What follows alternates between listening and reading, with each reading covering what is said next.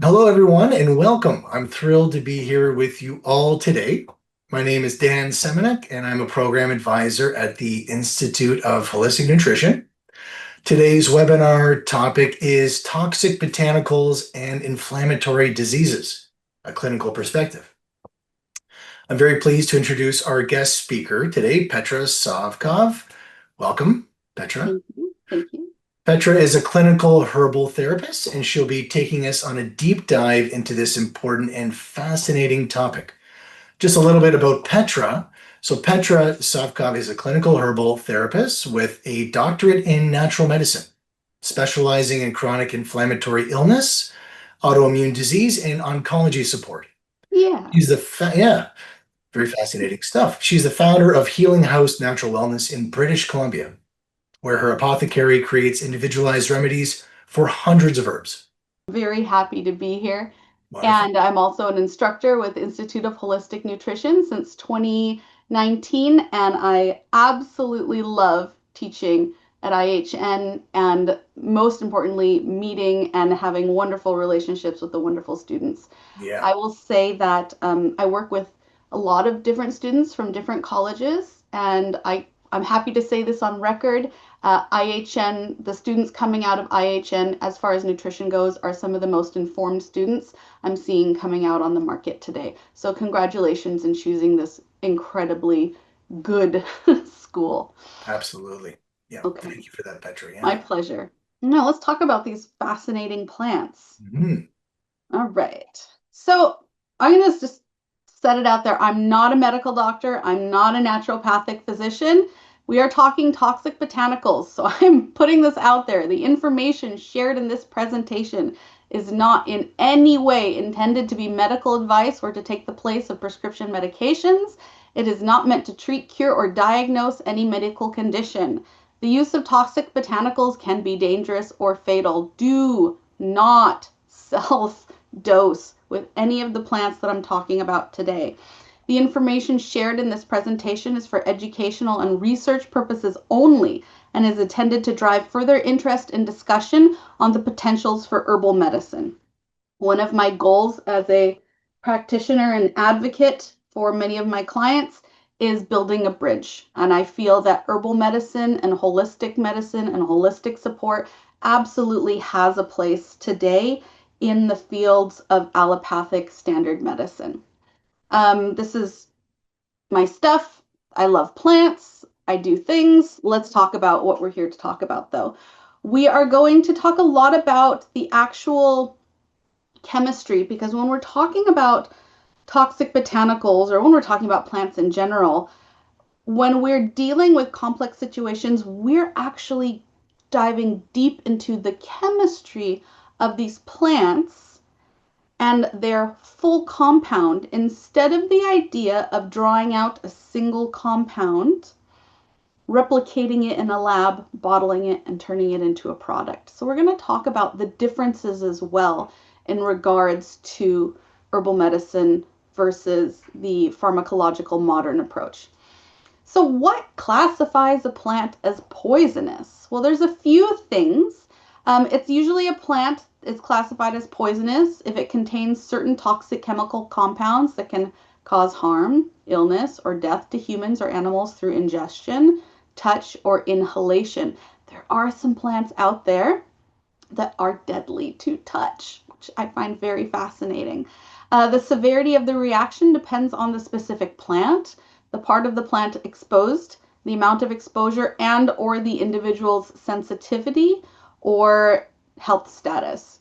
So what I will say is that toxic botanicals have been used, various types across various cultures and various parts of the earth, in healing for as long as we've been around. One thing that we do know about herbal medicine is that this is the foundation of modern medicine. Very many of our pharmaceuticals come from plant constituents and plant compounds. And prior to the Industrial Revolution, we had something called the Eclectics movement, and this was where medical doctors, medically trained doctors, were trained in, at the time, fully modern clinical medicine, but their pharmacy was plants. So we're kind of going back in time a little bit. And some of our most commonly used poisonous, deadly plants, Papaver somniferum, the opium poppy. There's quite a few medications made from this plant. The Western yew, Taxus brevifolia, we'll talk about this plant. This plant has a lot of power in modern oncology. Digitalis purpureum, and also Convallaria majalis. So common foxglove has a place today in modern cardiovascular disease and cardiovascular disease therapies, and so does lily of the valley, Convallaria majalis. Let's talk about some of the types of toxicity. When we're talking about exposure, these are internal poisoning, dermatitis or skin irritation, and mechanical injury. So internal poisoning, this is literally eating something poisonous. When the toxic parts of the plant, leaves, berries, or roots are eaten, the plant produces these toxic compounds or phytochemicals as a defense mechanism against predators. If you're taking me down, I'm taking you down with me. We could say would be the mentality of the plant, perhaps. The toxins can affect different parts of the body, leading to various symptoms. Some of them can be symptoms, some of them can be failures, some of them can be full system shutdown of the nervous system, for example. Dermatitis, these are when certain plant compounds can cause irritations, swelling, blistering, allergic reaction. Most commonly, we can think of poison ivy, poison sumac, stinging nettle. These are all herbs that have a type of toxicity, not necessarily deadly or fatal, but they certainly cause a reaction, a negative reaction in the body. And then mechanical injury, not necessarily caused by toxins. Some plants can cause physical injury, thorns, prickles, irritating hairs. So let's think a little bit or talk a little bit about factors influencing toxicity. And also let me keep my phone here so I can make sure I'm not going over. In some plants, only specific parts are toxic. If we were to talk about something that we know about every day, rhubarb, for example, the stalks and the roots are helpful, medicinal. The leaves are mildly toxic. Okay? Life stage or condition. The concentrations of toxins in a plant oftentimes have to do with their age or with the season or environmental stressors. So certain plants, for example, during the fall, because all of the energy is then being put into the root then might become toxic. Or as certain plants are dying off, those stems might become toxic. Any number of things can influence the toxicity of a specific plant. And then individual sensitivity of the person or animal coming into contact with the toxicity. So age, species, overall health. These are all things that could affect the toxicity of the exposure.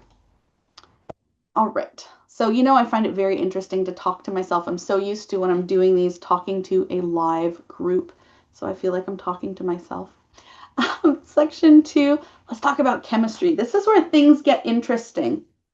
And when we are discussing chemicals, in the next slides, I'll talk about actual helpful toxic compounds within certain plants, is in order to have a clear understanding of toxic botanicals, understanding the chemistry behind plants are what's going to make it so that you can become very specific with formulation when it comes to herbal medicine. So common toxic compounds in poisonous plant includes things like alkaloids. The alkaloid family is a huge family, and we're going to talk about some of them today, but alkaloids like strychnine, nicotine, atropine, glycosides, including cyanogenic glycosides that release cyanide, oxalates, oxalic acid crystals, lectins, and other proteins like ricin, and terpenoids. These compounds, or phytotoxins, which means plant-based toxins, are secondary metabolites that plants produce for defense against predators and pathogens, and their specific chemical structures vary based on the plant's origin and environment. So plants are individuals. Just like myself, I'm an individual, just like any of you, they are as individual as we are. So a plant that might be getting dappled shade versus full sun, like if we're talking about a dandelion, they're going to have different chemical constituents, and not necessarily in regards to different chemicals like in a species sort of way, but for example, it could have a higher rate of bitters, or certain plants growing in certain areas might have a higher rate of certain glycosides just because of its growing location. So let's talk about some of these common classes of plants toxins. Alkaloids. Alkaloids have a lot in the umbrella. If this is something that is interested to you, understanding plant chemistry, or we call it um, herbal pharmacy or phytopharmacy or phytochemistry, this is where you might want to put your attention. So common toxic alkaloids in poisonous plants include tropane alkaloids like atropine, scopolamine, hyoscyalurosidine. I can't pronounce that. I'm not going to try. Pyrrolidized alkaloids, conine, colocine, etc., etc., etc. And these can range of symptoms from neurological effects to respiratory paralysis, cardiovascular issues, liver damage, depending on the alkaloid and depending on the percentage of the plant. This is where we also run into problems with herbal medicine, in that when we're talking about plants being individuals and some of them having these alkaloids, we have no way of standardizing. So now we have things like standard doses. I'm sure you've all seen standardized licorice, or you might have seen standardized curcumin, making sure that there's a percentage within that dose to make it therapeutic. We can do the same thing with helpful toxic plants as well. But the interest comes in alkaloid use in modern pharmacy. So toxic alkaloids used in medicine include medications like morphine, atropine, and scolopine for treating conditions like motion sickness and bradycardia, vincristine and vinblastine used in chemotherapy, quinine, which is anti-malarial, colocine used for gout, and other examples, nicotine used in smoking cessation patches and aids, and phytodigimine, I can't pronounce it, which inhibit the use of some neurological conditions. So these are all toxic botanicals that we're already using today in modern pharmacology.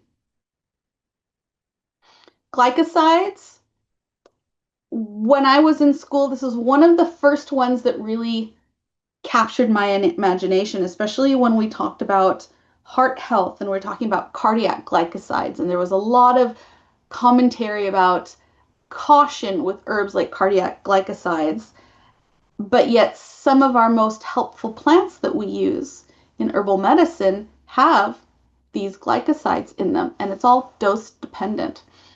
So these can be protective, they can also be harmful.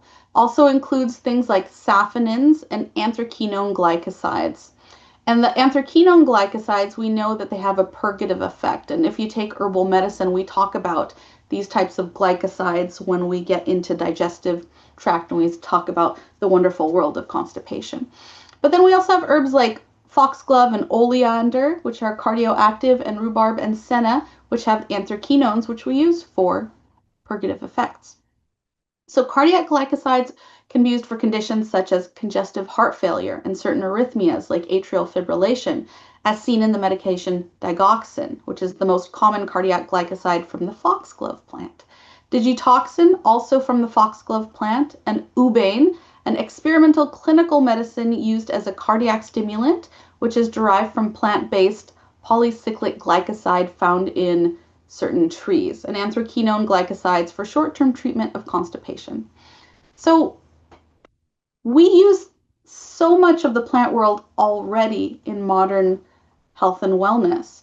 And there is so much of, in my opinion, a stigma around certain types of plants when the reality is that the toxicity is very much dose dependent and it's in the hands of the practitioner as well. Let's talk about cyanogenic glycosides. These are a type of glycosides that release deadly hydrogen cyanide when chemically broken down by enzymes in the plant and when the plant is processed. We see these already in modern pharmacy. These are oftentimes used in targeted modern cancer treatments and in chemotherapy drugs. The two that came up in my research, amygdalin and prunestin, where they're using cyanogenic glycosides with the most notable historical and modern medical uses. Amygdalin is the most widely studied cyanogenic glycoside in medicine, and though its use remains highly controversial. Okay, we can also find amygdalin found in kernels of various stone fruits, such as apricots. I'm sure you've heard of individuals eating apricot kernels and commentary about cyanide, right? So these things do exist, and it is possible, in my opinion, and this is just Petra's opinion, that these things can be very helpful in the right hands, in the right doses. We've also seen studies have shown that amygdalin can induce apoptosis, which is very helpful when we're talking about cancer, because this is cell death, and in certain types of cancer, well, in many cancers, cell death does not happen, which then allows for the mutations to take place. How are we doing on time? So other cyanogenic glycosides in modern pharmacy, prunestin, I talked about this. Let me just get to the very important parts. The studies containing prunestin, such as MK615, which is a variable from Japanese apricots, have demonstrated anti-inflammatory properties.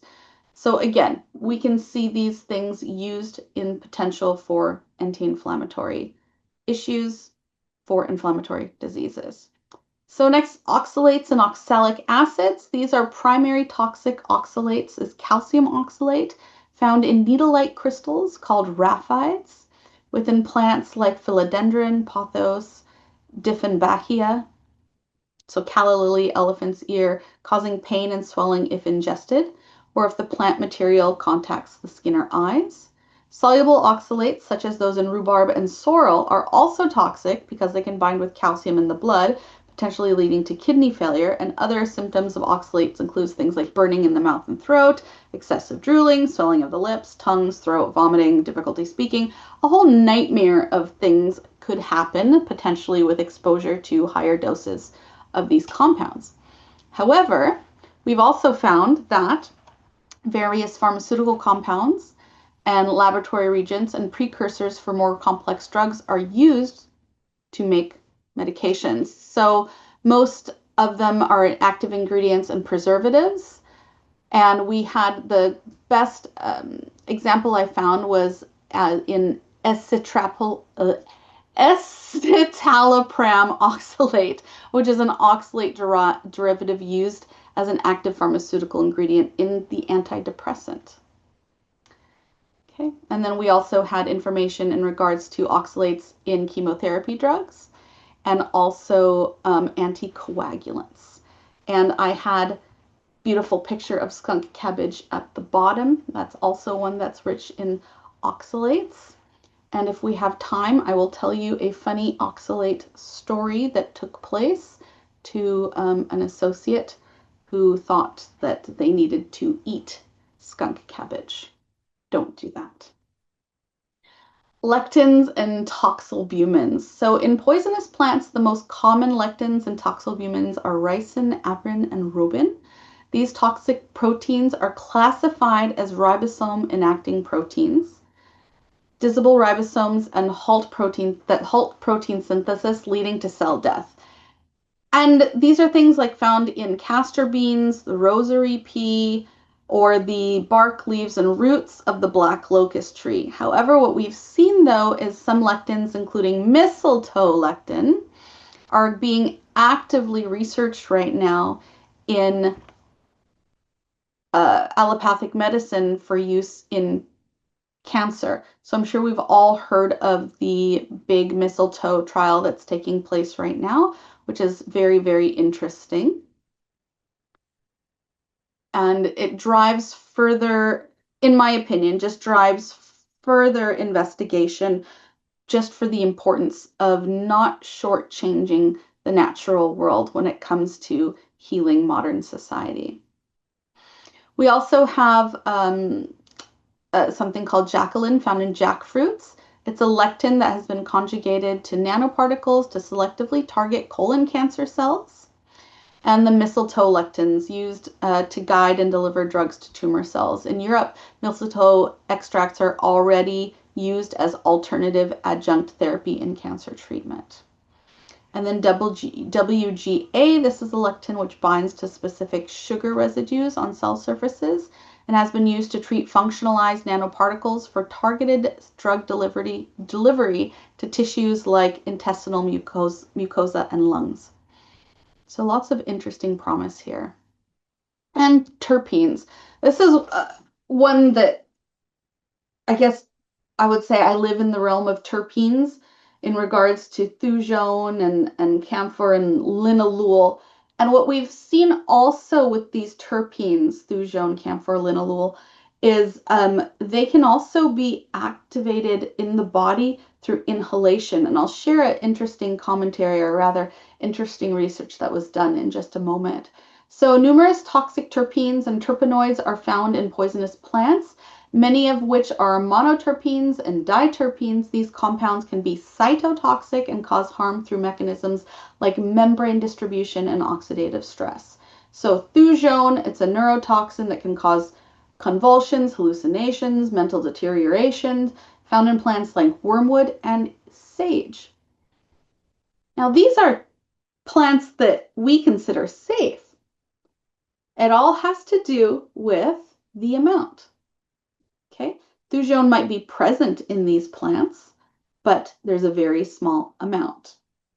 Okay, poulagone, that's a compound that's present in plants like pennyroyal and can cause liver damage. Camphor, extracted from plants like the camphor tree, high doses can cause oxidative stress and neurotoxicity.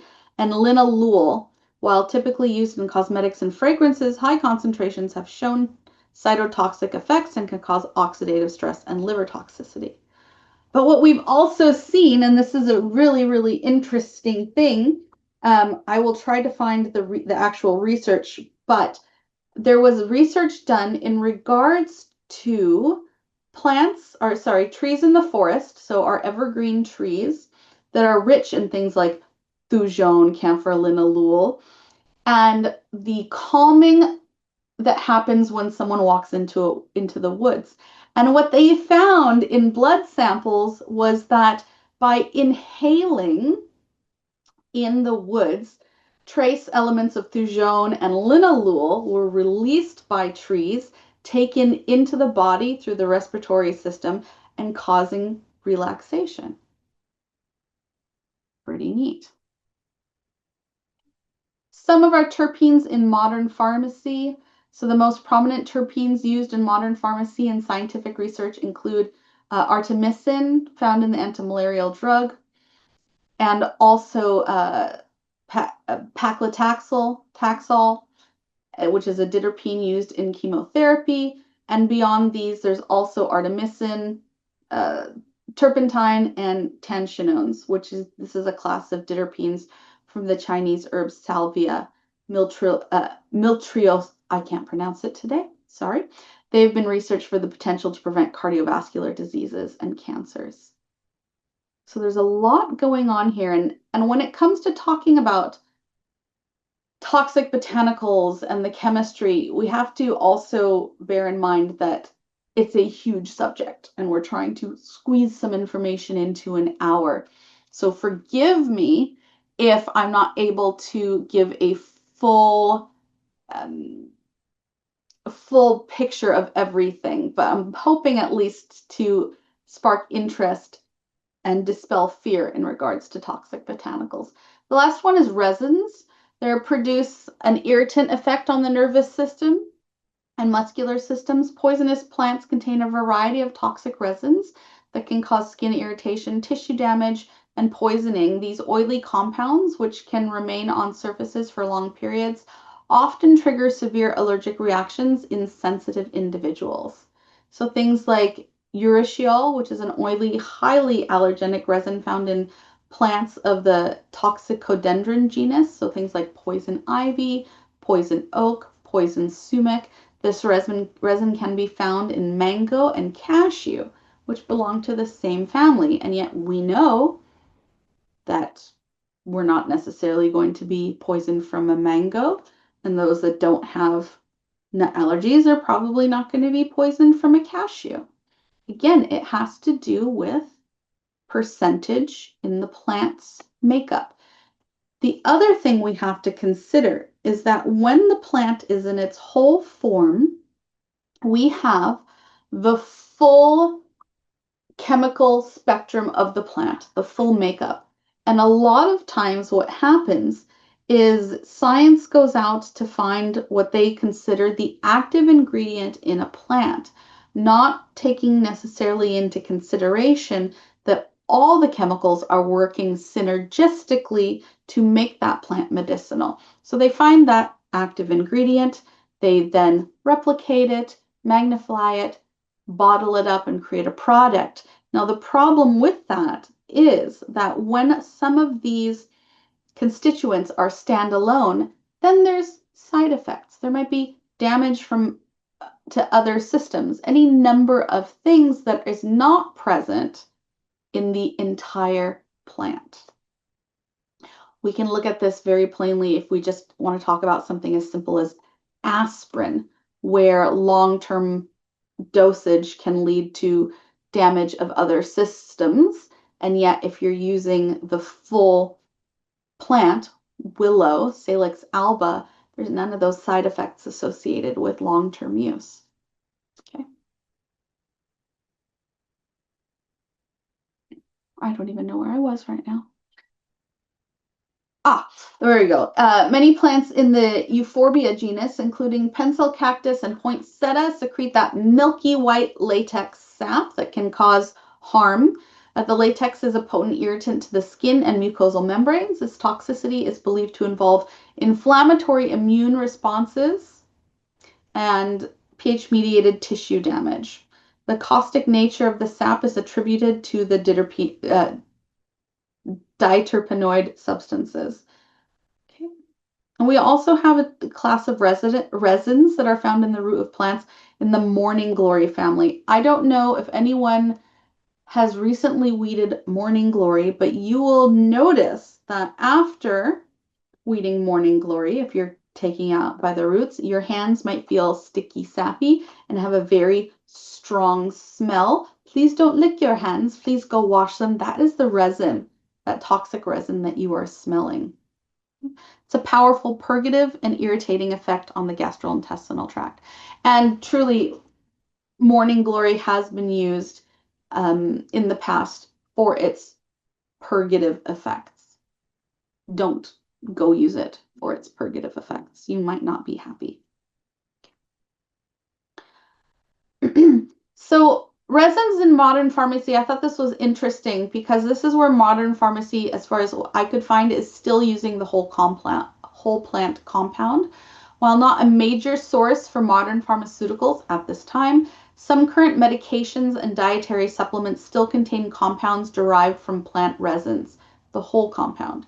These are primarily used in traditional medicine or as dietary supplements, though some have demonstrated properties that are under further scientific investigation, like boswellia, cannabis, dragon's blood, and myrrh. And I can certainly attest to the power of boswellia, and I can certainly attest to the power of myrrh. But these are plants that they have dosage parameters and safety parameters because of those resins. Okay.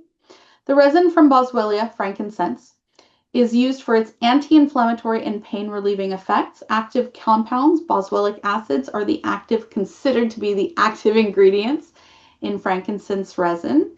Commercial products, extracts are widely available as oral supplements and topical creams for inflammatory conditions. such as osteoarthritis and inflammatory bowel disease.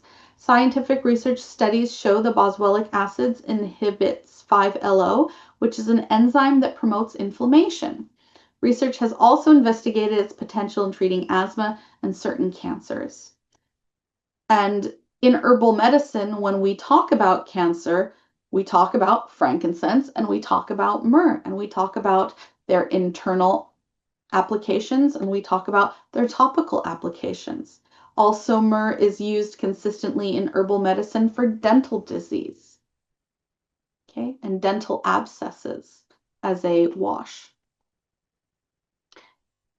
Do I have any questions? We can pause for just a moment because we're going to be switching gears in just a moment here. Do I have any questions? And I can't see Dan, I can't see anyone, so. No problem. We do have a question here from Sylvie. She says, is ricin in castor oil an issue when using castor oil packs? That's a great question. It is not because it is removed in the heating and the um, processing of castor oil. However, this is kind of the interesting thing. Modern medicine states there's no ricin in it. Okay, fabulous. But yet, what we've seen in castor oil packs is that castor oil has the ability to break apart potentially. I'm going to say potentially because it's not a blanket proof commentary. To break up scar tissue, potentially to help with the breakup of tumors, to help with the breakup of potential gynecological issues. So they say no,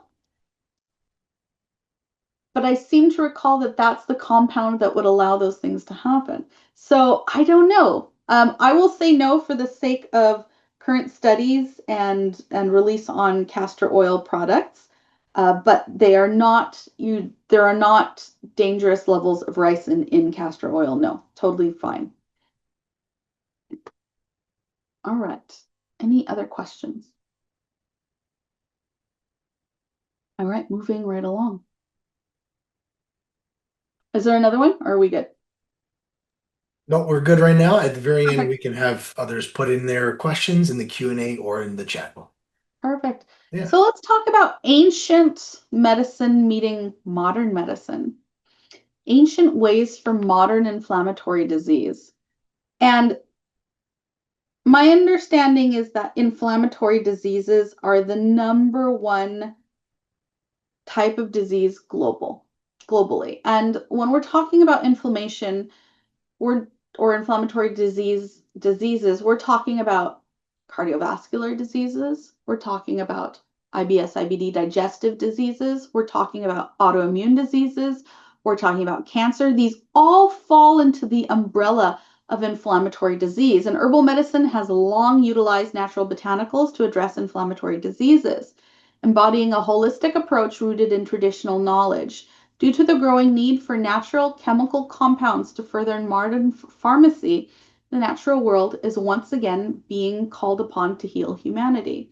Once shunned for being new-aged or dangerous, herbs like mistletoe, stillingia, yellow jasmine, and deadly nightshade are being researched actively for their highly medicinal anti-inflammatory possibilities in battling the global, Petra's opinion, self-inflicted inflammatory epidemic that is gripping our species.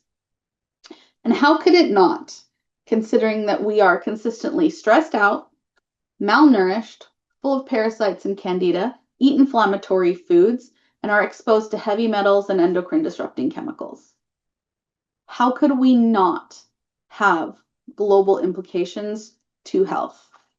Again, Petra's big fat opinion, which means absolutely nothing in the scope of things. But in order to talk about inflammation, I need you to understand how inflammation works. So I guess we're going to do a little mini anatomy physiology lesson right now. So I want to explain to you inflammation with resolution. This is healthy inflammation. This is what happens when there's an acute situation that resolves. And we're going to talk about this in my favorite way that I learned how to talk about it. We're going to talk about it like a sink, like a faucet, a sink basin, and a drain. So we can say blood supply, which could in this case be a venule, a vein, or a capillary, is the faucet. Tissue is the basin, and our lymphatic system is the drain. And one thing to remember, that inflammation is the body's natural response to injury. That might be a physical injury, but that might be a chemical injury. That might be endocrine disrupting chemicals. That might be chronic digestive sensitivities. Any number of things can set off inflammation. Okay? So the first thing that happens is we have sentinel cells, and they are our first detector of either the injury or the virus or the bacterium or whatever it is. And what it does is it alerts those sentinel cells, it alerts the immune system, which then it sends out an alert asking for adhesion molecules to open the molecular wall of the vein venule of the faucet. Okay? And swimming around there are things called neutrophils. I imagine if you've taken anatomy, physiology, pathology, neutrophils is something that you are familiar with. Okay? Excuse me. The neutrophils come out,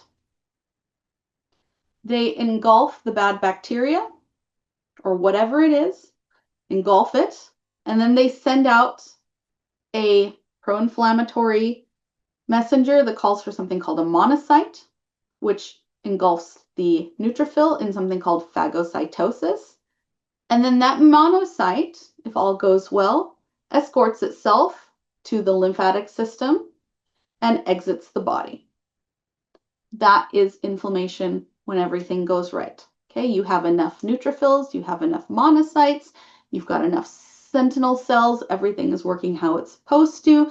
You're going to have acute inflammation or immune reaction or whatever it is to that foreign substance or injury, and it will be acute for an X period amount of time, and everything will resolve and go back to normal.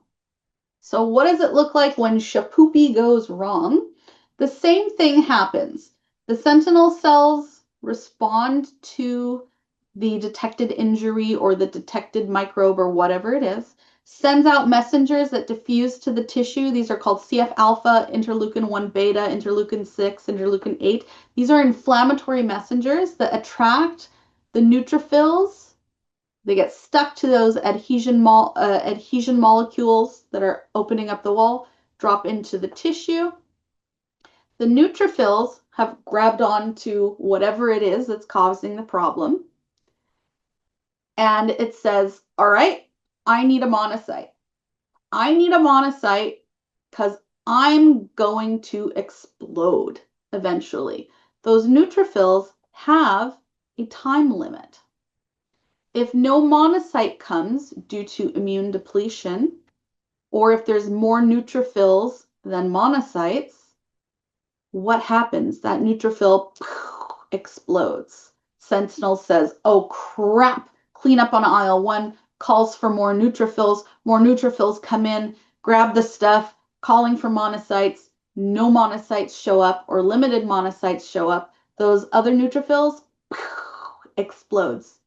The next thing you know is you have a self-perpetuating mess because you are stuck in this loop of neutrophils not having the monocyte to get them out of the building, so to speak. Okay? This creates something called cellular necrosis. And once we are here, we are in the realm of self-perpetuating chronic inflammation. And chronic inflammation will always equal chronic disease given enough time. Okay. Driving this chronic inflammation is a persistent low-grade immune response that can develop over time due to factors like stress, poor diet, environmental toxins, or ongoing silent preclinical infections. If left unchecked, prolonged inflammation can damage healthy tissues and contribute to the development of inflammatory diseases such as rheumatoid arthritis, inflammatory bowel disease, cardiovascular disease, autoimmune conditions, or cancer. Unlike acute inflammation, which is a natural and protective response, chronic inflammation can become harmful, leading to sustained tissue injury and contributing to the progression of chronic health issues. Managing and reducing inflammation is, in my opinion, crucial in preventing and treating inflammatory diseases. And so many times we see individuals coming in with these complex inflammatory illnesses, and the only thing that's being looked at is the symptoms. We don't bother diving deeper. And I'm going to talk about diving deeper because if we're going to talk about inflammation and toxic botanicals, we need to talk about something that I like to call the 9 pillars of inflammatory illness. I'm not going to go deep into this. That's another talk entirely. But if we're talking about herbal medicine, these are things, in my opinion, that are very important to address. Candida parasites, chronic stress, unresolved trauma, preclinical infections or low-grade chronic infections, endocrine disrupting chemicals, heavy metals, enzyme deficiencies. And I'm not talking about digestive enzymes. I'm talking about DNA repair enzymes that we get from proper nutrition. Chronic food sensitivities or chronic environmental sensitivities, leaky gut, and nutritional deficiencies. So when we are looking at chronic inflammatory illness, this is the lens that I'm looking at each individual with, and I'm trying to find, even though I'm not diagnosing anything, I'm trying to find the smoking gun or multiple smoking guns. Okay.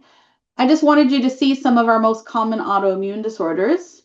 Many of the diseases not listed are considered to be contributed to autoimmune as well. Things like chronic fatigue syndrome and so forth, which are secondary oftentimes to a primary autoimmune. I just wanted you to see, this is not even the full list.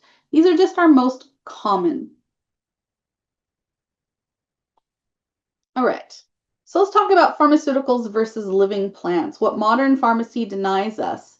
This is the concept of something called protective versus reactive medicine.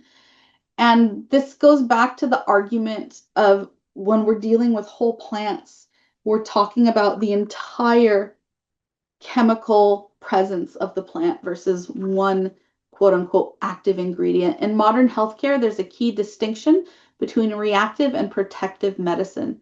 Conventional pharmaceuticals often take a reactive approach, isolating and refining single chemicals from nature, then using them to suppress symptoms once disease has already appeared. This can be life-saving if we need it. So I'm not here today saying it's us versus them. What I'm saying is there's a completely different mindset here. Okay. While this can be life-saving in acute care, it often stops short of addressing the deeper causes of imbalance. Herbal medicine, on the other hand, embodies a protective approach. So does holistic nutrition. By using the whole plant rich in complex and synergistic constituents, which are the chemicals, herbal remedies support the body's innate ability to heal, restore balance, and guard against further illness. This difference reflects two philosophies, one focused on controlling symptoms after they arise, and the other on nourishing resilience and protecting long-term health. So let's talk, we've got a few more minutes left. Good, I'm right on time. Let's talk about some of these beautiful, deadly, helpful plants. Now, the plants that I've used as examples are highly toxic. But these are plants that are also already used in modern medicine and in herbal medicine. I'm going to say that with caution, some of them more than others. But I wanted a little bit of drama. So I gave you some very toxic botanicals. All right. Also, if we're going to talk about toxic botanicals or if we're going to talk about inflammatory illness, we need to realize that unlike allopathic, it's never just about the symptom, or in this case, it's never just about inflammation. So if we're working in a complex case and we're using or thinking about the use of lesser toxic botanicals, it's never just about slamming down inflammation. It's about the whole picture. So these are actions, and if you've not taken herbal medicine before, herbs are usually categorized by their actions, by their uses. So things that are adaptogenic, anti-inflammatory, alterative, lymphatic, hepatoprotective, hepatotropho-restorative, immunomodulating, antihistaminic, because most people, if they're going to be chronically inflamed, histamine levels are going to be high. Antimicrobial, antiparasitic, anticandidal, detoxifying, and nutritive are all actions which would, in my opinion, have a very important place in assisting and supporting individuals with more complex inflammatory illnesses. Okay, so let's talk about foxglove, Digitalis purpurea. We see this growing in high on the edge of the highways. We see this sometimes growing in parks. We see this possibly growing in your yard. Absolutely deadly. Please do not eat this plant. Also known as lady's glove, bloody bells, fairy gloves, bloody fingers. I don't know why. The part used medicinally is the leaves. Its actions are shown to be positive inotropic, which increases the force of heart muscle contractions, which is what makes it helpful in cardiovascular diseases. Also negative chronotropic effect, so it decreases the heart rate by enhancing vagal tone. It's also negative dromotropic effect, slows the conduction of electrical impulses on the AV node. Diuretic, anti-inflammatory, antioxidant, anti-cancer, antimicrobial. Most commonly used for the production of modern pharmaceuticals for congestive heart failure, atrial fibrillation, and currently under research for potential anti-cancer actions against anti-proliferation of cancer cells. So I wanted to supply you with some actual research. So in addition, so this is from Asian Journal of Organic Chemistry this year, January 20th. In addition to its cardiotonic properties, Digitalis purpurea is recognized for its anti-inflammatory, antioxidant, anti-cancer, neuroprotective, and antimicrobial effects, generating increasing interest in contemporary medicine. So it is actively being researched. Cardiac glycosides, historically used for managing heart failure and atrial fibrillation, have demonstrated significant pharmacological versatility extending into oncology, virology, and immunotherapy.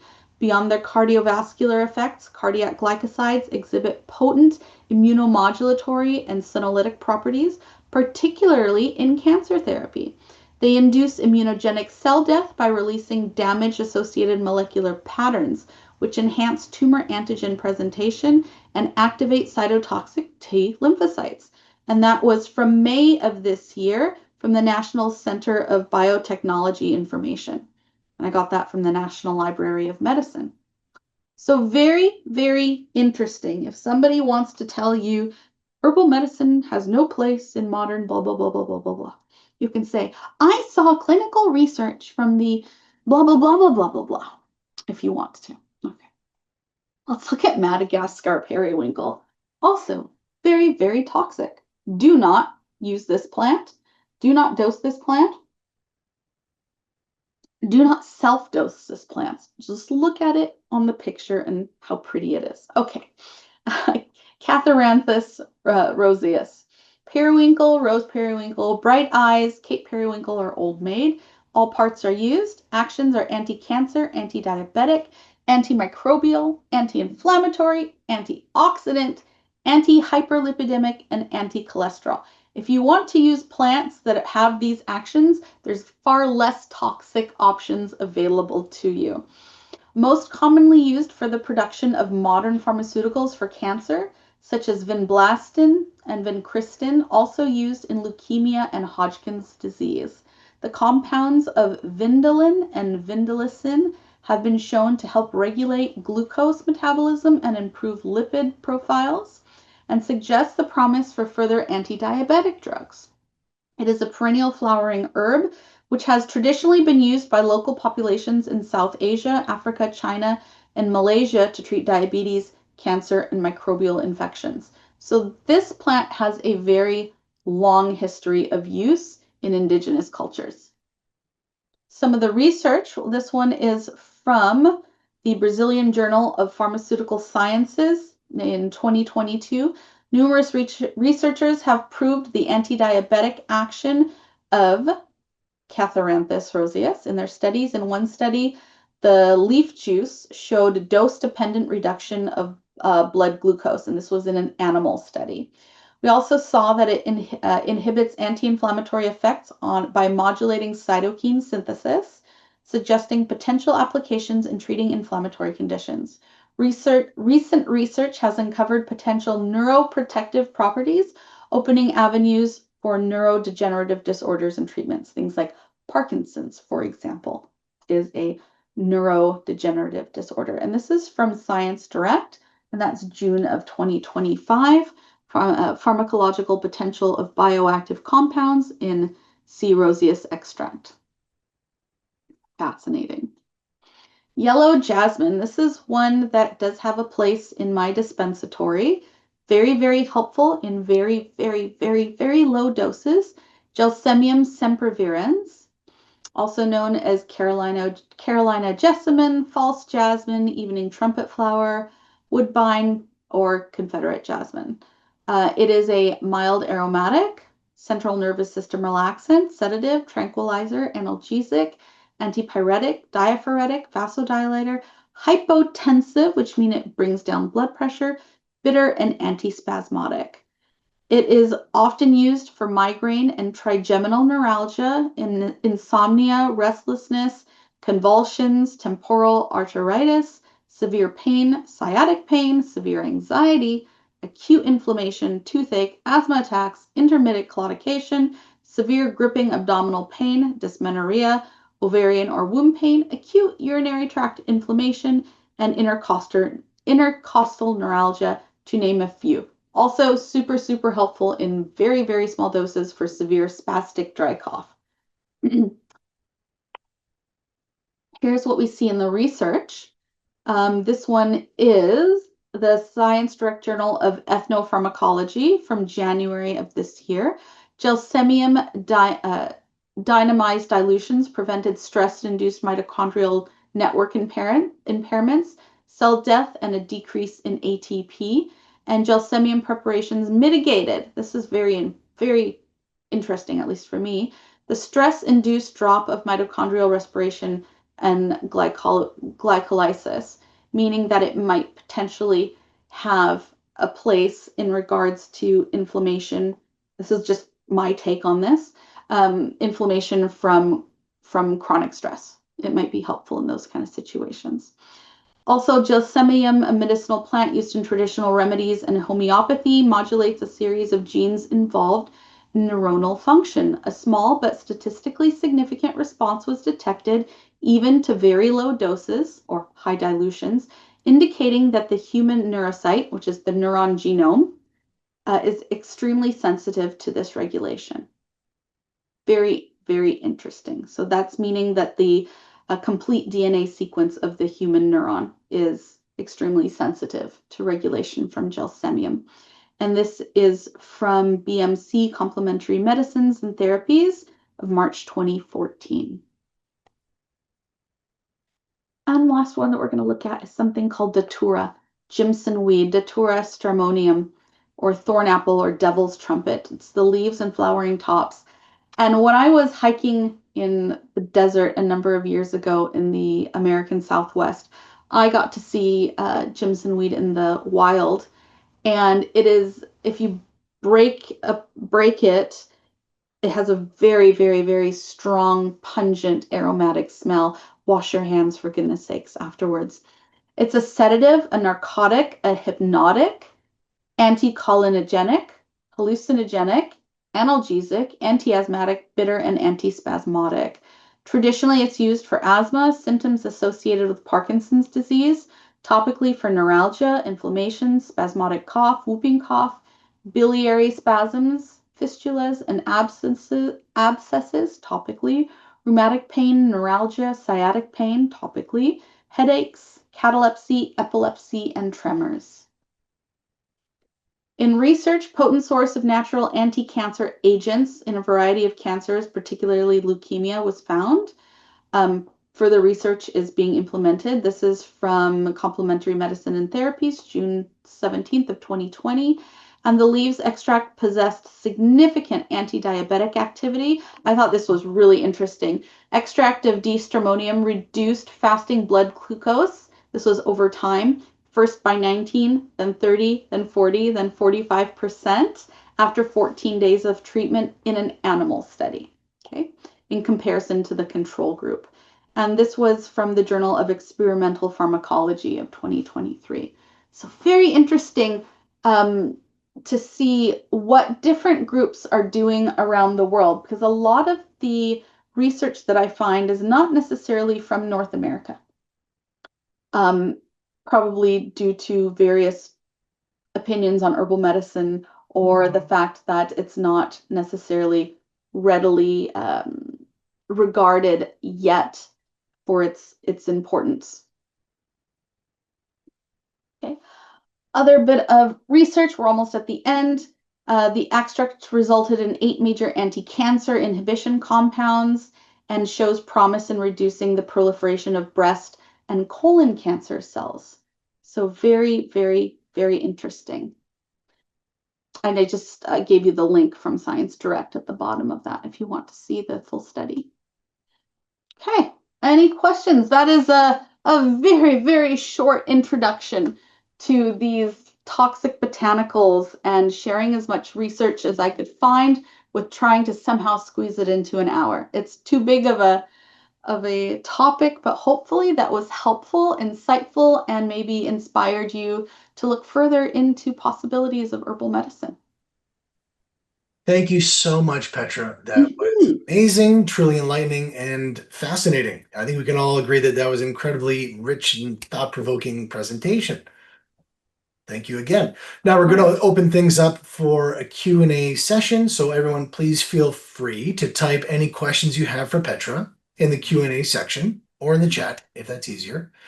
We'll take a few moments to go through what comes in and answer as many as we can. Okay.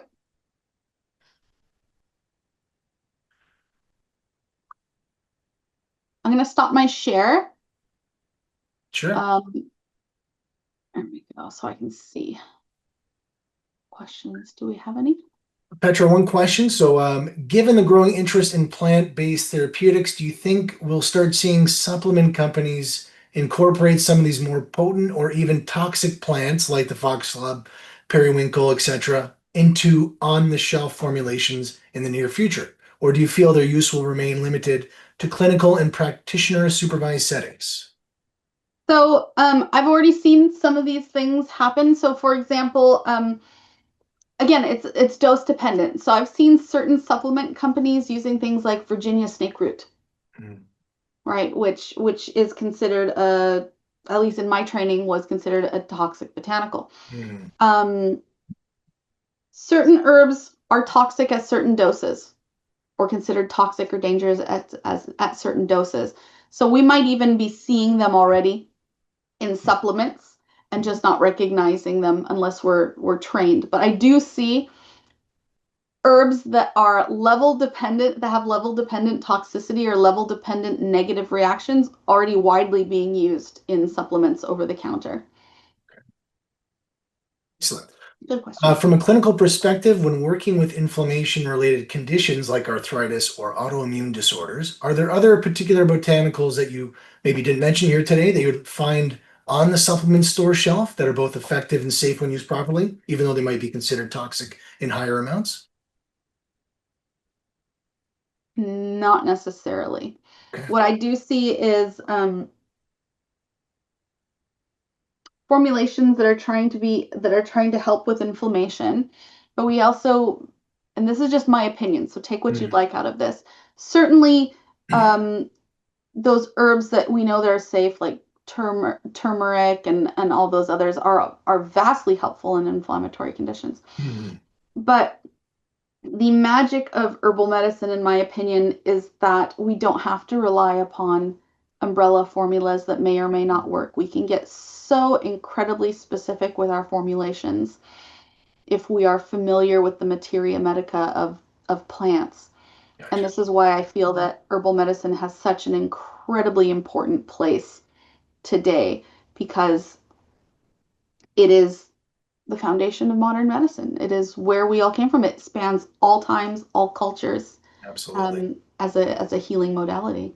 Yeah, that's great. Thanks, Petra. My pleasure. Petra, thank you once again for My sharing your pleasure. deep knowledge and expertise with us today. It's always such a pleasure having you. And this was such an interesting, inspiring topic, really showcasing the incredible power of plants, even those that may seem harmful, yet when used wisely can be profoundly healing. Anything else you'd like to add before we wrap up, Petra? Well, I had a wonderful time, and I'm available for further questions if anyone needs me. My email is healinghouseherbal@gmail.com, or you can go to healinghouseherbal.com for the webpage. Wonderful. All Well, righty. thank you again, Petra. Thank you everyone for joining us today. If you'd like to learn more about IHN or explore our program, we invite you to book a one-on-one advising session with one of our program advisors, such as myself. And I'll put the link in the chat for you. And have a great rest of the day, everyone. And we look forward to seeing you at the next IHN webinar. Great. Thank you. Thank you so All right. much. Bye-bye. Bye.